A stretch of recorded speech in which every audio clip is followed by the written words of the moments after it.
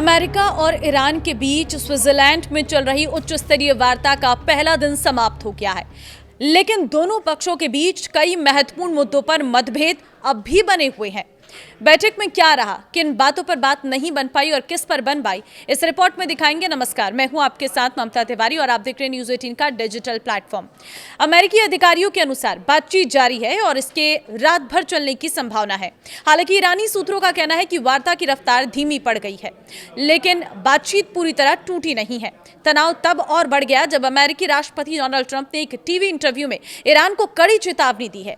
Trump ने कहा कि अगर समझौता नहीं हुआ तो अमेरिका दोबारा सैन्य कार्रवाई कर सकता है और हॉर्मुज पर नियंत्रण स्थापित करने की कोशिश कर सकता है।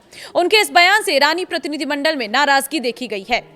हॉर्मुज इस वार्ता का सबसे संवेदनशील मुद्दा बना हुआ है। हाल ही में दोनों देशों ने इस महत्वपूर्ण समुद्री मार्ग को फिर से खोलने के लिए एक प्रारंभिक समझौता किया था, लेकिन इसके बावजूद तनाव कम नहीं हुआ। ईरान का कहना है कि उसकी सुरक्षा और आर्थिक मांगों को नजरअंदाज नहीं किया जा सकता, जबकि अमेरिका जलमार्ग में निर्बाध आवाजाही सुनिश्चित करना चाहता है।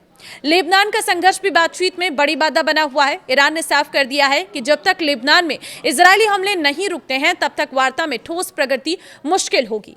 दूसरी ओर इजराइल ने अपने रुख में कोई नरमी नहीं दिखाई है। इजरायली रक्षा मंत्री इजराइल काटज ने कहा है कि दक्षिणी लेबनान में इजरायली सेना तब तक बनी रहेगी जब तक उसे जरूरी समझा जाएगा। वहीं हिजबुल्लाह ने संघर्ष विराम के किसी भी उल्लंघन का जवाब देने की चेतावनी दी है।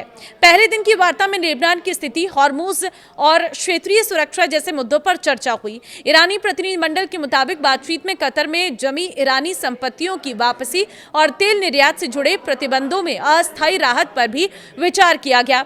इस पूरी प्रक्रिया में पाकिस्तान और कतर मध्यस्थ की भूमिका निभा रहे हैं। दोनों देशों ने अमेरिका और ईरान के बीच संवाद बनाए रखने में महत्वपूर्ण भूमिका निभाई है।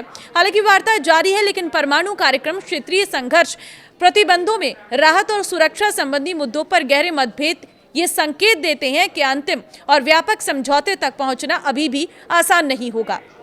ईरान के विदेश मंत्री अब्बास अरागची ने कहा है कि पाकिस्तान और कतर की लगातार मध्यस्थता के कारण लेबनान में जारी संघर्ष को समाप्त करने की दिशा में महत्वपूर्ण प्रगति हुई है। उन्होंने सोशल मीडिया पर जारी एक संदेश में दोनों देशों के प्रयासों की सराहना की है और कहा है कि उनकी कूटनीतिक कोशिशों से सकारात्मक परिणाम आए हैं।